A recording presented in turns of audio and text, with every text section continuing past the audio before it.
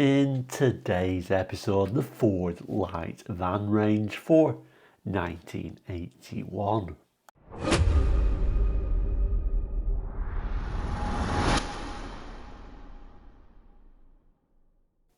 Hello and welcome to Quarterlight, your car brochure channel, the channel here on YouTube that brings you car brochures from around the world for the 60s, 70s, 80s and 90s. Yes, a niche subject, but if you're interested in cars, car brochures, looking back on cars gone by, bringing back all the memories, then please do consider subscribing.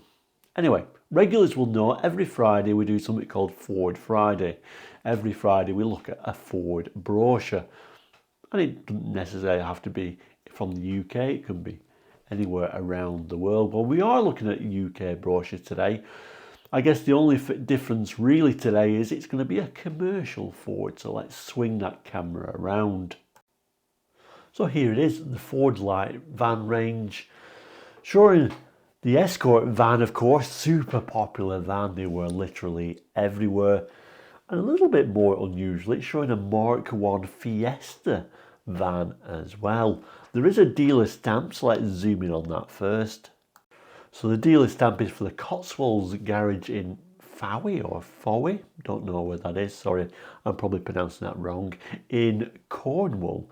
And just to show you the date, I've just flicked it to the back there. The code for the brochure is FA290, September 1981. And let's just swing the camera over.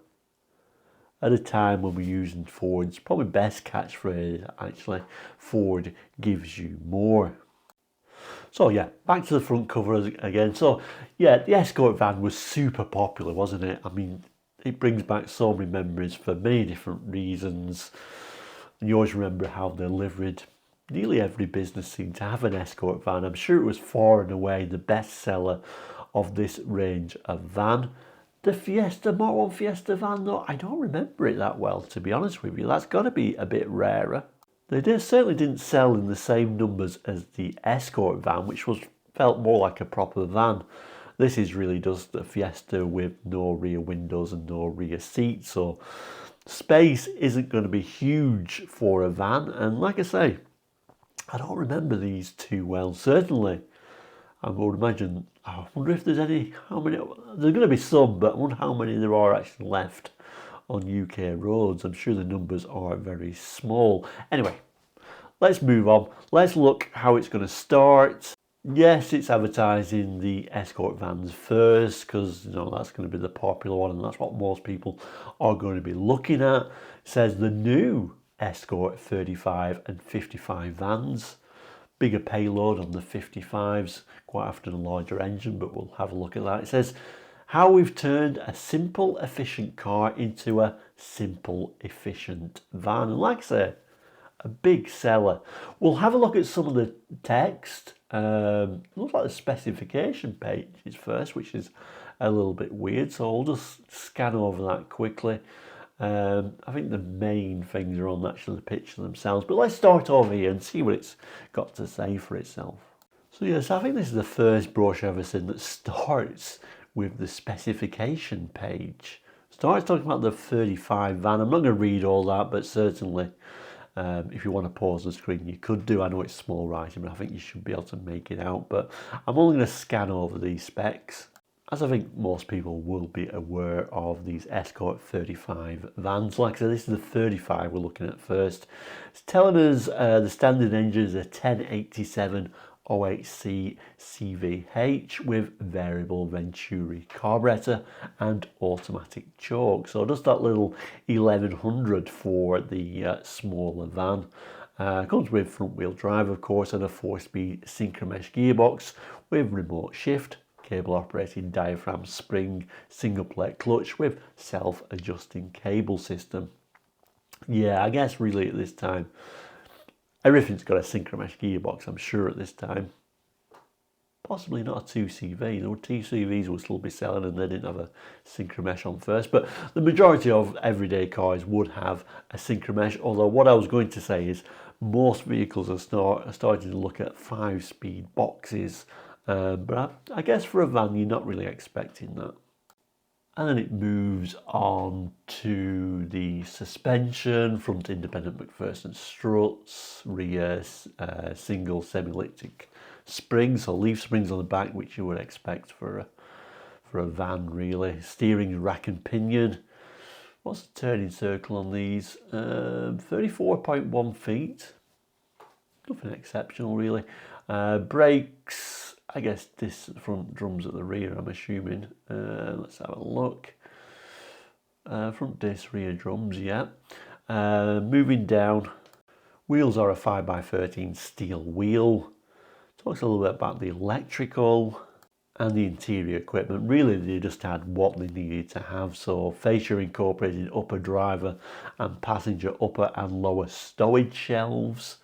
Speedometer, odometer, fuel and water temperature gauges, warning lights for ignition, oil pressure, main beam, handbrake, on and brake failure, directional indicators, 2-spoke steering wheel, ignition steering column lock, column mounted 3-stalk control system, operating direction indicators, main and dip beam, headlamp flashes and horn, electrically operated windscreen washers, flick wipe, 2-speed windscreen wipers, side lights and headlights, 2-speed heater demister. So pretty much the bare minimum. It continues by telling us we've got a blower with illuminated controls, centre mounted ashtray, outboard face level vents with warm air facility, full cab headlining, interior lights with door operating courtesy switch, rubber mat in passenger compartments, interior rear view mirror, driver and passengers padded sun visors, vinyl door trims, 2 inertia seat belts, interior bonnet release, flush mounted on the side of steering column. Like I say, nothing special, nothing out of the ordinary, but you know, if we're looking at vans, you know, early 70s and 60s, which were horrendous, tiring things to drive, these things were okay to drive actually. It ends there with some of the basic weights there. Then it moves on to the 55. And rather nicely, it's just telling us what this 55 van has got over the 35. So the body's the same, seats are the same. What's different is the engine. So we're getting a 1300 rather than 1100 this time. So a 1296 OXC CVH engine with electronic ignition, variable Venturi carburetor with automatic choke, electric thermostatically controlled cooling fan. One thing about Ford, I used to hate the automatic chokes. I wish they'd left them on manual chokes for a bit longer, but anyway. Transmission's the same. Suspension is in general exactly the same, but it's telling you it's been uprated to provide higher payload. Forward stabilizer bar with all engines. Steering's the same. Brakes as the Escort 35, but with ventilated front disc brakes with an optional 1.6, so you can get an 1.6 as well. Moving down, I imagine the 1.6 actually was quite fun to drive when it was empty. Wheels and tyres, so what have we got now? 165/80 SR13 steel radial ply wheels. Electrical's the same, interior equipment's the same, and then finally it ends with the basic weights, this time for the 55. But let's move on to the images. And there she is. Let's just zoom in. Which is this? Is this a 35 or a 55? Oh, look at that. It is the larger engined 55 that they're showcasing in these images. So in this case, these Escort vans were based on the Mark III Ford Escort, which came out in 1980. This is an 81 Brochure. So indeed, this is a new van. So I'm not sure when the van came out actually, but it must be pretty new. I don't know if it came out at the same time as the car. Maybe someone could enlighten me when the van came out. I think the only real criticism for me with these vans, because I do like these vans, but I would just wish the door was longer. Obviously, cost saving, it's just, you know, based on the car, but it was too short, the door, so they have to end up putting this extra window in here so you can actually look over your shoulder. It's just a shame they didn't do the door a bit longer, but minor details of course. Text on here says, basically summing up those specs we looked at. So it's telling you the engine is the 1100, is only for the 35 van. The 1300 could be had with a 35 or 55, so you can option your 35 to have the 1300, but you can also option the 55 to have the 1600. Again, you can only get the 1600 on the 55. And it tells you usable cubic capacity, 94 cubic feet, servo assisted front disc brakes. We got a laminated windscreen, face level ventilation with warm air facility, wraparound deep section front bumpers with plastic end caps, fascia with parcel shelf and lower storage space, reversing lights and hazard flashes. And of course, this is what it was all about though, wasn't it? How much you could put in the back of it, otherwise what's the point? And it was a good shape, these vans, actually, for a small van. Obviously a lot of rear wheel intrusion in there, but other than that, it's like a very box shape, which obviously is what you want. This brochure also shows this terrible grainy image from the side. I'm not sure why they included that one. And then we get an interior shot as well. No headrests in the UK, wasn't mandatory at this time, but you know, just what you needed, and a very plasticky dash. So when you finish that page turnover, you kind of expect the Fiesta to be up next, but it surprises you by giving you another model. Yeah, it looks exactly the same. And again, it's the 35 and 55 vans, but these are the L. So a little bit more creature comforts with this one. The side here is talking about the same sort of specifications. I don't think we need to cast our eye too much over that. Let's just concentrate on these specs on this page, I think. So engines, exactly the same choices, whether you get the 35 or 55, same as the base model. But now we've got carpet in driver passenger compartments. We have a dipping rear view mirror, storage space with lid, centre face level vents with warm air facility, side window demisters, door storage bins, the all important L badge, reclining seats with fabric trim, intermittent windscreen wipe, full door trim with armrests, driver's side lower parcel shelf, 3-speed rotary heater fan, body side protection mouldings. So I guess you could say if your employer thinks a bit more about your employees, they get the slightly nicer and more comfortable with nicer seats L version. And also a bit of a rubbing strip, unusually, just to protect your nice shiny van in supermarket car parks. But other than that, it's not vastly different, is it? We'll look at the other pictures. Seats do in fact look nice, and we've got carpet, so it probably doesn't sound quite as tinny. A look at the interior on the L version. No, we're not getting a rev counter. That would be getting carried away, but still looks pretty basic, doesn't it? And again, the L version from a different angle. That real side rubbing strip is really what tells it apart, really. Let's see if we can see the L badge. There it is on the back there. So it is a 55 again. So an Escort 55 and quite a big L badge to really show off that you've got the more expensive of the two vans. So we turn over and we do get the Fiesta vans next, but unlike of course the Escort, where it's telling you that this is the new Ford Escort based on the new Mark III Ford Escort, these Mk1 Fiestas were getting a little bit long in the tooth, weren't they? But you know what, I don't remember the van versions very well at all.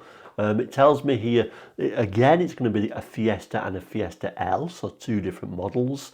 The light vans with the advanced engineering of the Ford Fiesta.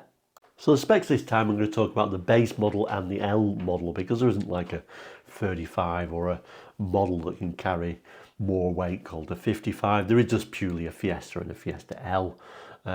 Starts by telling you about the body. I'm not going to read all that, but certainly you can do if you really want to. More importantly, the standard engine was a 957cc OHV, 40 bhp din, or it looks like we can get an 1117cc OHV, 53 bhp din. So two models, a 1 litre or a 1.1. So the suspension on front is independent coil springs, telescopic damper struts. Rear is a 5-bar link comprising trailing arms, coil springs, beam axle and panhard rod, telescopic dampers, steering rack and pinion with a negative scrub geometry, and safety decoupling, energy absorbing column. Turning circle now is a lot better at 30.5 feet, so that's actually very good between curbs, 32.2 feet between walls. Brakes, front discs, rear drums, servo assisted on the larger engine 1117cc engine. Wheels and tyres are a 12x4 pressed steel wheel, and then it goes on to the lighting and electrical, and then the interior equipment. Let's just have a look what the interior equipment is on the base one. So front side mounted bucket seats with anti-tip lock, door operated courtesy lights, Beta Plus fabric seat trim, driver passenger compartment rubber mat, storage compartment under rear floor, front passenger glove compartment and package shelf, air blending heater with 2-speed fan, grained fascia with silver finish instrument binnacle, fascia mounted ashtray, centre air vent with warm air facility, 2 sun visors, 2-spoke steering wheel, 3 lever system controlling turn indicators, horn, high beam, headlamp flasher, driving lamps, 2-speed wipers, I do apologise, flick wipe, foot operated screen wash. Oh, you remember those? You had to pump the little screen washers with a pump rather than having a little motor, but I quite like that actually. It's simple is sometimes better. Illuminated instrument switches, speedometer, odometer, fuel gauge, temperature gauge, warning lights for oil pressure, turn indicators, high beam and ignition, door pulls, rubber load compartment mats, inertia reel seat belts to driver and passenger seats, interior rear view mirror. And again, it gives you the details for the weights and tell you the load space capacity is 35.3 cubic feet. Let's move to the L model. So again, not a great deal of difference between the two, and like the Escort, the way to tell it's going to have body side mouldings if it's the L version, and if you look at the back it's got that big L badge on it. But other than that, the body is exactly the same. Seats just says driver and passengers. Yes, it's got a driver and passenger seat. Standard engine is the same too, 957cc or the 1117cc. Transmission's the same, suspension's the same, steering's the same, brakes the same, wheels and tyres the same, lighting and electrical as Fiesta van, but with a heated rear window and tailgate wash wipe. Oh, heated rear window and tailgate wash wipe. Maybe it is worth moving up to the L. So interior equipment, as for the Fiesta van, but the L spec model adds adjustable rake seats, driver passenger compartment non-woven colour keyed carpet, grained fascia with silver finish instrument binnacle and bright surround and fascia applique, intermittent wipe and electric screen wash, driver and passenger door storage bins, front armrests, grab handle on passenger side, 2 outboard cold air vents, handbrake grip, perforated headlining, additional sound insulation material. So still doesn't have a lot on the L. You kind of like think, rather than this being a more luxurious version, you start thinking the base model, why hasn't it got this on there? But you know, that's Ford for you, and Ford giving you more. But it certainly would have been worth going for the L model, wouldn't it? Weights as for the Fiesta van, load space capacity as for the Fiesta van. Now let's look at the pictures, and here it is. It doesn't have the body side moulding, so this must be that base model, but I do like the Fiesta Mark 1 actually. I often go between the Mark 1 Fiesta and the Mark 2. I do like the Mark 2 XR2, but I think overall the Mark 1 Fiesta is my favourite actually. Moving down, it then summarises what we've just looked at. So there's 2 different engine choices and diagonally split dual line braking system with front discs, self-adjusting rear drums, 145 SR steel braced radial tyres, laminated windscreen, fabric seat trim, tailgate twist lock, 42.6 cubic foot din of load space and a rear fog lamp. And then the super basic interior of that base model. Now when I just pull the camera back, for reasons unknown, there isn't another page. It's just a flap, so it kind of is another page, but I don't know why. they decide to make it like this, but I guess it makes it all the more interesting. So now it does move on to show you pictures of that higher spec one. We can see the rubbing strip going down the side there, and no doubt heated rear window and a wash wipe, which we'll see in a minute. Let's just see what it says in the summary. So I'll spend a bit more and get the L and get a heated rear window, tailgate wash wipe, adjustable rake seats, intermittent wipe and electric screen wash, door storage bins to driver and passenger doors, 3 face level vents, front armrests, passenger grab handle, carpet in driver and passenger compartment. As we're talking vans, that's the important space, isn't there? And like I said, the problem with this is it doesn't really give you, well, it doesn't give you any more space than just a 3-door Fiesta, does it? Apart from it being at a lower price, it's got no windows in the back or any rear seats, and obviously a lot of wheel arch intrusion. So you're not carrying a lot about, so obviously they will only be practical to certain businesses, but like I say, I do like them for some reason. You can just about make out the badge on there. It's a Fiesta 1.1 L. We can see that rear wiper that the L badge brings with it. There is something about the rear lights though, as being red and amber, isn't it? They're so simple, but I do like them. Of course, no reversing lights in there because it's hidden under this bumper, and then we got the fog lamp tacked on as a bit of an afterthought, but I quite like that sort of simple look. Interior apparently is a bit nicer. It's got carpets, but it's really hard to see on this like dark image. Very simple dash, even on the L model, of course. Look at it from the side, and a look at it from the rear with the tailgate closed and showing that rear wash wipe. And then a zoom in. I don't know if you can kind of maybe just see the heated rear window, maybe, but you can still see the badge better on this one. So Fiesta 1.1 L. So that then takes us to the back page where we normally find the specifications, and yes, they are the specifications here again by looks of it. You know, it shows the different engines for the Fiesta and the Escort, but of course we have indeed already looked at these. It does tell you some options on here though. So for example, it's showing the 1600 is an option on the 55 and the 55L. Other options are tinted windscreen for your van, unusual. You could get one with just primer paint, so it'd arrive with primer and then you could paint it with your own company colours. You can also get half bulkhead, full bulkhead, front overriders, headlamp washers incorporated in overriders. That was an unusual option for your Escorts. Front driving lamps including overriders, remote control driver's mirror, a remote control passenger mirror. You get various different radios there, even a stereo cassette. You get halogen headlamps, reclining seats in PVC, reclining seats with fabric trimmed, headrests only with reclining seats. So you can get headrests, but it is an option. For a safety feature. You can't forget how late the UK was to bring headrests as standard. You can even get front fog lamps, including overriders, a cigar lighter and a fuel econo lights. And on the Fiesta vans, on the most basic Fiesta, you can option it to get the tailgate wash wipe, servo assisted brakes with the 957cc engine, heated rear window and that fuel econo lights. And then on your more expensive Fiesta L, you can option it to have tinted glass, opening front quarter vents. You can still get that on the van. You get quarter lights that open on a Fiesta L van. That's almost exciting.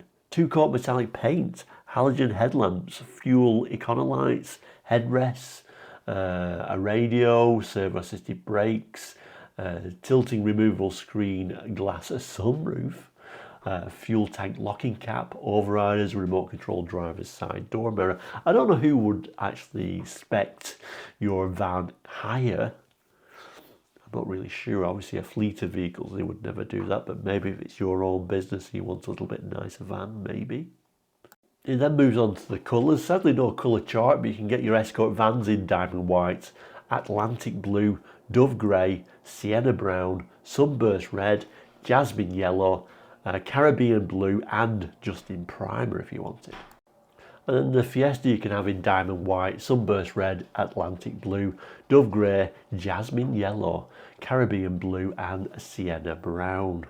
And then finally your Fiesta van could have a metallic colours as well, so rather nice metallics on your L Fiesta, Strato silver, Titan blue, Venus gold, crystal green, champagne gold and Celtic bronze. So I guess that would be a very rare one, wouldn't it? A Fiesta L van with a metallic colour on them. Do any of them exist? I wonder. And then just a reminder from Ford that Ford gives you more. So there we go. I hope you've enjoyed this one. Commercial vans instead on your Ford Friday, but yeah, interesting to look back at what you could get in 1981 if you wanted a Ford light commercial vehicle. Which one would you choose? I'm tempted by that Fiesta L, opening quarter lights. It's going to be my choice. But thank you so much for watching today. We'll end as we always do by saying, please do consider subscribing. It is all completely free. You won't be charged to be a subscriber. It helps us and helps you find the episodes you want to see. And if you hit that little bell, it also alerts you when new episodes arrive. And don't forget to give it a little bit of a thumbs up as well. Another completely free thing to do. But thank you so much for watching today. Please do take care. I'll throw some other episodes in this box here if you want to continue viewing. But thank you so much for watching today. Please do take care. We'll see you again very soon. All the best and goodbye.